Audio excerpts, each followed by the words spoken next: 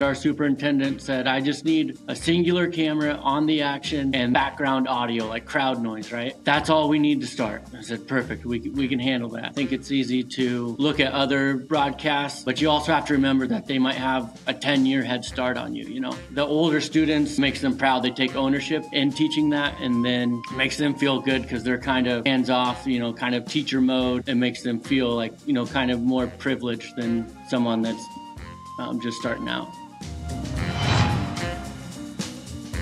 Hey everybody, welcome back to another educator conversation. Today I'm really excited to be joined by Jason Daffer, who's the technology director at Broken Bow. He's been there 12 years. Over the last several years, he's led an incredible student broadcasting club who helps us at many, many events. And I'm excited to dive in today with him about his program and how he's built it. Thanks for joining us, Jason. Yeah, thanks for having me. I know it's track season and you're busy being track coach, so appreciate you taking the time and talking about what you guys have built with your student broadcasting club and your program at Broken Bow. You guys have helped us at a lot of different events, and there's a reason for that and how you've built your program. So in this, we dive right in. What are the three most important things from your perspective when building a broadcasting digital media program that teachers need to know when starting? Yeah, I would say when you're first starting out, you just need to master the basics, you know, start small, you know, start with, I know when we first started, our superintendent said, I just need a singular camera on the action and then some background audio, like crowd noise, right? That's all we need to start. I said, perfect, we can handle that, you know?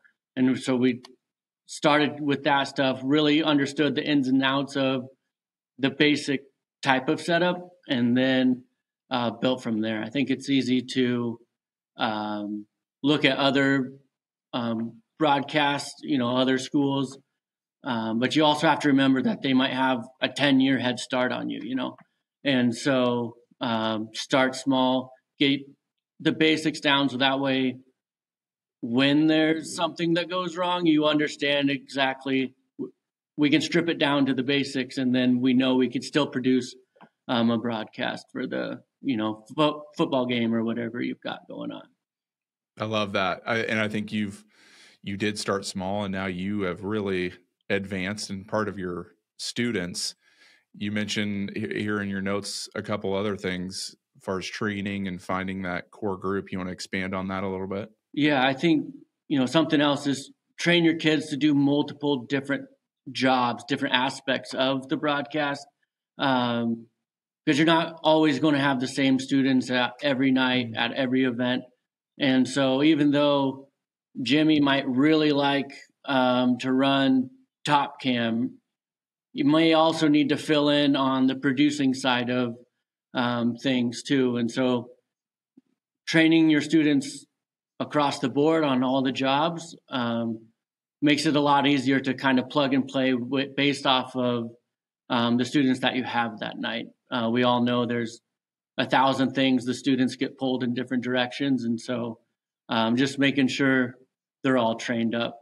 And then that kind of leads into my next point of find a core group you can rely on that's going to be around, that knows the ins and outs of, you know, how to do setup and all that stuff. And so that way, say like I'm at a training or at cross country meet, track meet, whatever it may be, I know I still have a group of kids that I can rely on to get everything set up, test the broadcast, you know, do all of that. So that way, people at home can still watch and get the broadcast that they expect, even if I'm, you know, on a bus somewhere. And so having that core group makes my life a lot easier. And they know you're always watching, I'm assuming. Or yeah, absolutely. You're text saying, hey, you know, this is going on. Hey, the cameras aren't doing this or whatever. Yeah. Someone's always watching. There's accountability, which is great. Yeah. And I'm known, and they give me a hard time for, yeah, we know that's wrong. We're working on it. Just give us 5 minutes. We've got it covered. Just relax. Right. And so, yeah, that's awesome. It's fun. Yeah. I did want to I want to ask you this question because I mentioned club, and we clarified that before. You don't have a lot of these students in class. You may have them in class, or when I've come and visited, they're in study hall and they come to your room, and you have some really great engaged students in your program. But what does the training look like for you as tech director running a club? When does that training happen? Is it on the fly at the event and you just use those events as training, or are they coming in your class and you're doing some setup? What does that look like for you guys that could help new teachers or even veteran teachers? Sure. So like when we were starting out, I would have the equipment set up, whether in my room or wherever I could find some space. And then students swing by if they have a study hall, open period, whatever it may be. And then we can sit down and we can turn everything on and we can practice setting up, tearing down, making sure we got a stream going out, things like that.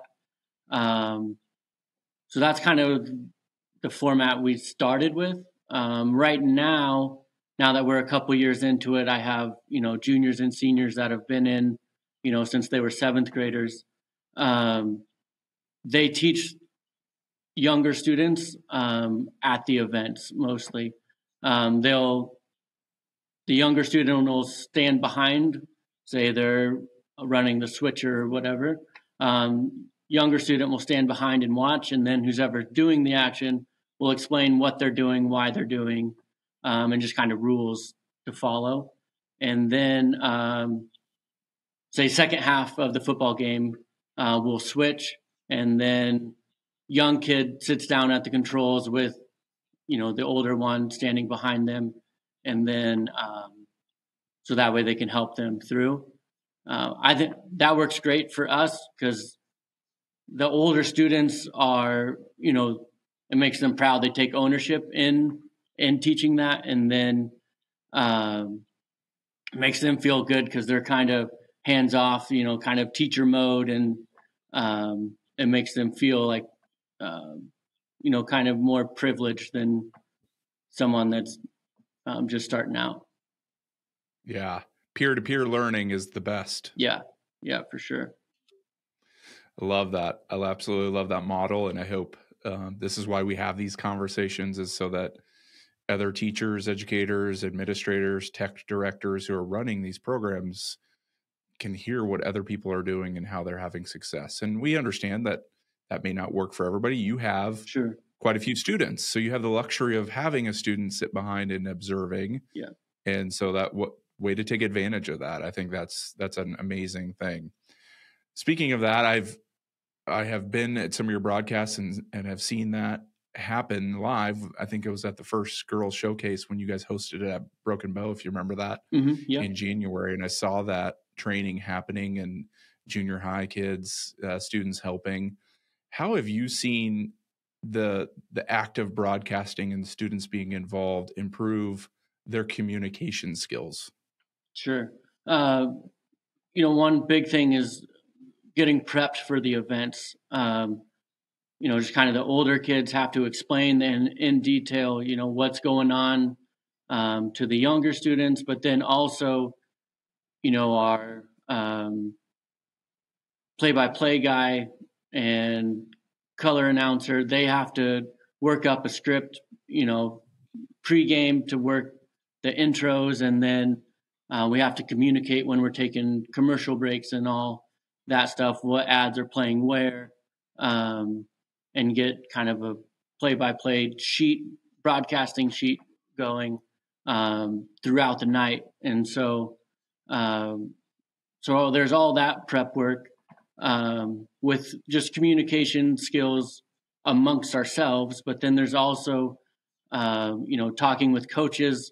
We'll bring coaches up when they're done coaching to do a halftime interview or to do a post-game interview or whatever it may be.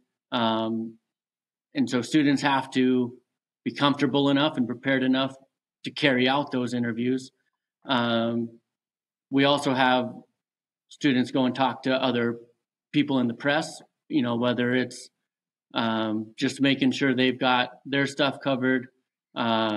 We've built some really good relationships with some of our local press, and they'll help out with how to pronounce different students, or even like stat sheets and things like that. And then with talking with athletes, player of the game, we bring them up, get a post-game interview with those. And a lot of times the high school athlete is also really nervous to be on talking on the broadcast. And so just to have our students understand how to kind of coach them through with leading questions to get the right answers that you're looking for, to be a successful interview. Yeah, I remember when your students interviewed Mike Sautter at that first girls showcase. Yeah. And I remember one of the kids, you probably remember his name. We don't have to say here, but he was nervous. Yes. He was going to do it, but you guys had to coach him up, and really, like, he was shaking. He put the suit coat on, I think. Yep. He took it so seriously. What an amazing experience for him. And Mike was anytime someone wants to talk with Mike, he's going to do it. Yeah. Especially if it's about him. Right. And so that was awesome. That was a really cool experience. And Mike is so great with students, and what a great experience for your students. Yeah. He loved that opportunity. Mike is a guy that you scroll Twitter and you see all of his stuff. And so for our kids to have the opportunity to sit down and talk and interview, definitely something those kids will remember. Yeah, love that. How have you observed students transform? And I know I said this on my last conversation with Scott Parson. That's a very generic term, but just maybe their behavior, or their perception of maybe the world around them through the act of creating content in a school environment. I know your students run the BBSN Twitter account, right? So they're posting things on social media, creating graphics. How have you seen that shift and transformation in students by them doing that? Yeah, I think a big part of that is they want to create higher level type of graphics because they know it's going out into social media, or we're posting it, school halls or on our video boards or wherever it may be. And so the quality of work definitely goes up because they know that they get to create that kind of stuff. And the content creators that we have might not necessarily be out for sports or do anything that way. So it's a cool way for them to kind of make a connection between the student athlete and then students that are in creating the content. Our student athletes will come in and say, "Hey, I saw this type of graphic. Is there any way we could put me in this type of graphic with this sort of spin on it?" And so our student athletes, coaches do a great job of challenging our students in creating new and fresh content and not just reposting the same type of graphic over and over again. And so I feel like that's something our kids have taken and ran with. Oh, wow. That's amazing. Again, peer-to-peer learning and getting feedback on that, and getting a kudos always makes, a student who isn't involved in those sports feel pretty awesome, I'm sure. Yeah. Or challenge them. Hey, let's do this. Let's get the lights, and let's create this together. Right. What a great culture building activity too for the school. Yeah, that was something I didn't really expect, was, the high school athlete to come in and, hey, let's, kind of brainstorm this idea, or, so that's been cool to see that develop. Yeah, I love that. I'm glad you shared that. How do you think these things that the students are doing through broadcasting, creating digital media content, the skills that are being developed, is helping them become better prepared for a digital workforce that's very online, right? Very content driven? You have some examples of maybe students that have gone on and maybe not even been in the broadcasting space, but come back to you and said, "Hey, this really helped me with getting my computer science degree," or maybe you've seen some skills that have been developed by students right now that you're like, yeah, they're going to be set. Yeah. And I think one of the biggest pieces is just that collaboration piece. The students that are broadcasting are collaborating with adults on many different angles, whether it's talking and working with the business to create a new ad, or creating new content for video board, or whatever it may be. So that collaboration piece is huge. Yeah, we've had some students go on to Husker Vision, or to go into kind of directing films, and studying that sort of thing. And yeah, they're always checking in and talking about, yeah, I remember doing this and that. And then, yeah, that was cool that we got to get started, doing this, and things like that. And so that collaboration piece, but also like problem solving, in real time, as I'm sure we've all experienced, when things go wrong, you're getting phone calls, texts saying, such and such isn't working, just kind of like I do to my own kids if I'm not there. And so the real world, like problem solving under pressure, I think is big to kind of work through steps and troubleshoot things. And then that communication piece of whether it's during the broadcast, or in the classroom, or in business setting, working with our local businesses. They have to be prepared for that. And it's way different than communication that would take place in a normal class, that you're not sharing your work with others. Yeah, I love that. And we don't even have time to get into your advertising dollars that you generate.